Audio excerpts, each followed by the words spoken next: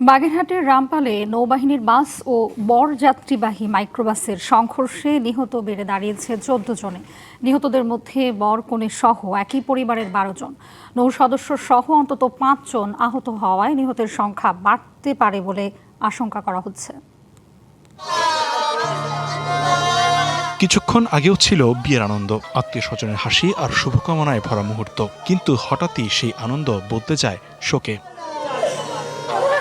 নতুন জীবনের স্বপ্ন, ভবিষ্যতের পরিকল্পনা সবকিছুই ম্লান সড়ক দুর্ঘটনায়। বাগেরহাটের খুলনা-মংলা মহাসড়কের গোনাই ব্রিজ এলাকায় বিকেলে নৌবাহিনীর বাস ও বরযাত্রীবাহী মাইক্রোবাসের সংঘর্ষে ধূসর হয়ে যায় পরিবারটির সব স্বপ্ন। বরকনে সহ ঘটনাস্থলেই মৃত্যু হয় ১২ জনের। নিহত ৯ জনের মরদেহ খুলনা মেডিকেল কলেজ হাসপাতালে নেওয়া হয়েছে। বাকি ৪ জনের মরদেহ রামপাল স্বাস্থ্য কমপ্লেক্সে। নৌ সদস্য সহ আহত অন্তত ৫ জনের চিকিৎসা চলছে। কিন্তু যে হাইএক্স গাড়িটা ছিল এটা অত্যন্ত বিধ্বস্ত অবস্থায় ছিল। তো আমি প্রথমেই ধারণা করে নিয়েছিলাম যে ওই গাড়ির ভিতরে কোনো মানুষ জীবিত আছে কিনা। আফারা মাইক্রোবাসে ছিল আর ওই দিক থেকে বেলাই ব্রিজ নামক স্থানে এই ঘটনাটা ঘটছে।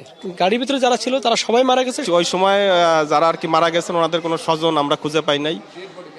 সব ব্রড ডেথ ওইখানেই মারা গেছে, স্পট ডেথ ওইখান থেকে আমাদের এখানে নিয়ে আসছে। নিহতরা সবাই মোংলার বাসিন্দা। নৌবাহিনীর বাসটি খুলনার দিকে যাচ্ছিল আর বরযাত্রীবাহী মাইক্রোবাসটি ছিল মোংলা অভিমুখে। DBC news desk. নগদ নিয়ে এলো হার না মানা হার অফার। সর্বনিম্ন ১০,০০০ টাকা রেমিটেন্স নগদে পাঠালে থাকছে স্বর্ণের হার জেতার সুযোগ।